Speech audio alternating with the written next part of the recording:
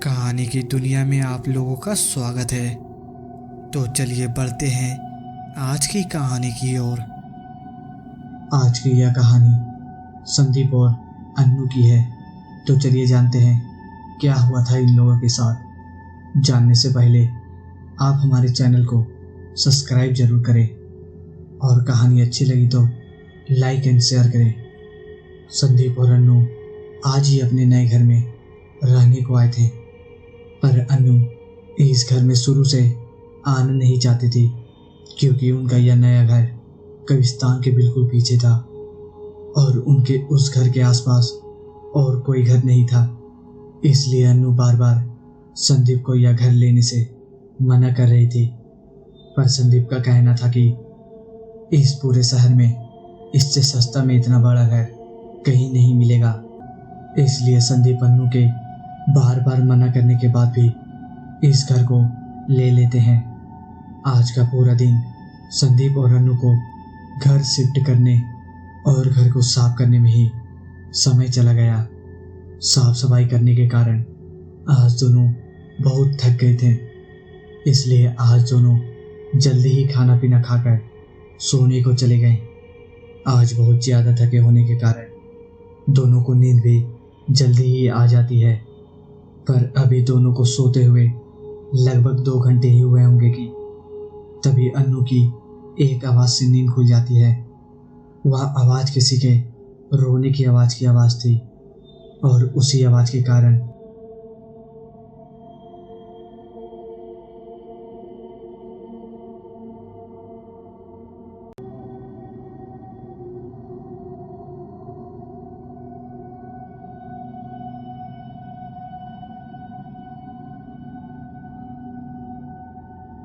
कि इस घर में उनके सिवा और कोई तो रहता नहीं है और उनके घर के आसपास भी कोई घर नहीं है, तो यह किसके रोने की आवाज़ आ रही है।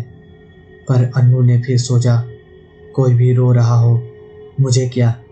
इतना बोलकर अन्नू फिर से अपने बिस्तर पर सोने की कोशिश करने लगी, पर अन्नू ने यह सोचकर जैसे ही सोना चाहा तो उसके पास से ही वह रोने की आवाज़ अचानक से तेज हो गई, जिसके कारण अब अन्नू को सोना तो दूर की बात, अब वह सही से लेट भी नहीं पा रही थी। फिर उसके बाद इन्हीं सबसे परेशान अन्नू फिर से अपने बिस्तर पर उठकर बैठ गई।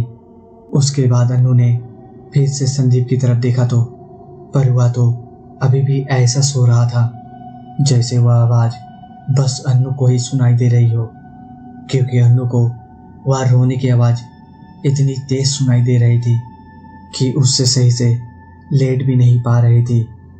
अब अन्नू इस आवाज़ से बहुत ज़्यादा परेशान हो चुकी थी, इसलिए यह देखने के लिए वह अपने बेड से उतरकर अपने कमरे की खिड़की तक गई और बाहर देखने की कोशिश करने लगी कि कौन है जो इतनी देर से रो रहा है।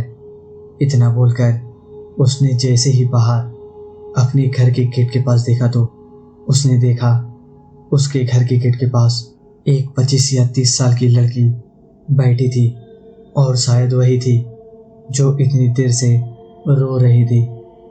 पहले तो अन्नू को यह देखकर बड़ा ही अजीब लगा, पर बाद में उसने सोचा क्या पता इस लड़की को मदद की ज़रूरत हो, इसलिए वह इतनी रात को इतनी देर से बाहर अकेले बैठी रो रही है।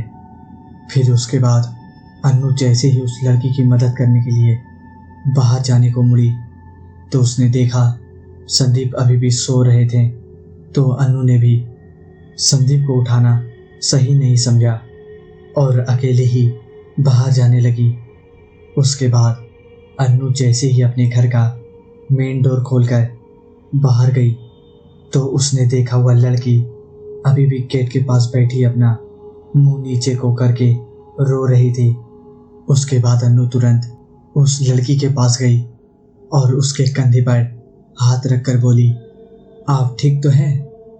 अन्नू के इतना बोलने के बाद उस लड़की ने धीरे धीरे अपना सर ऊपर करा और अन्नू की तरफ देखते हुए कहा, प्लीज़ मेरी मदद कर दो। अन्नू ने उस लड़की की बात सुनी और कहा, कौन है आप और बताओ मैं कैसे आपकी मदद कर सकती हूँ। अन्नू के इतना बोलने के बाद उस लड़की ने कहा, क्या आप मेरी मदद करेंगे? फिर अन्नू ने बोला, हाँ बिल्कुल, क्या मदद चाहिए आपको? अन्नू के इतना बोलने के बाद वह लड़की अपनी जगह से उठी और अन्नू का हाथ अपने एक हाथ से पकड़ा और कहा, तो चलिए मेरे साथ। इतना बोलने के बाद वह लड़की अन्नू को अपने साथ ले जाने लगी। पर पता नहीं अन्नू को भी उस समय क्या हो गया था कि वह भी बिना कुछ बोले उस लड़की के साथ जाने लगी। वह लड़की चलते चलते उसे कब्रिस्तान के गेट तक ले गई। तभी अन्नू ने एकदम से अपना हाथ छुड़ा लिया और कहा, यहाँ मुझे तुम क्यों ले आई हो? उसके बाद उस लड़की ने कहा, प्लीज़ आप मेरे साथ चलिए, मुझे आपकी मदद की बहुत ज़रूरत है, मुझ पे विश्वास रखो, आपको कुछ नहीं होगा। उसके बाद अन्नू को ना जाने क्या हुआ कि वह उस लड़की के साथ उस कब्रिस्तान के अंदर जाने लगी। वह लड़की थोड़ा ही आगे जाकर एक जगह पर रुक गई और अपने हाथ से इशारा करते हुए बोली, वह देखो, वह मेरी कब्र है, मेरी कल ही मौत हुई थी और मुझे आज ही यहाँ पर लाया गया। पर कुछ लालची लोगों ने मेरी सोने की अंगूठी के लिए मेरी कब्र को खोद दिया, पर उन्होंने उसे सही से बंद नहीं करा। प्लीज़ आप मेरी कब्र पर मिट्टी डाल दो। अन्नू को कुछ समझ नहीं आ रहा था कि वह सच है या कोई सपना, क्योंकि उसे एक मरी हुई लड़की अपनी कब्र पर मिट्टी डलवाने को कह रही थी। पर फिर भी अन्नू ने थोड़ी हिम्मत करी और उस लड़की की कब्र पर मिट्टी डालकर जैसे ही खड़ी हुई, उसने देखा कि अब वह लड़की वहाँ नहीं थी। अन्नू को अभी भी विश्वास नहीं हो रहा था कि जो अभी उसने देखा क्या वह सच था या फिर उसका यह एक सपना चल रहा था।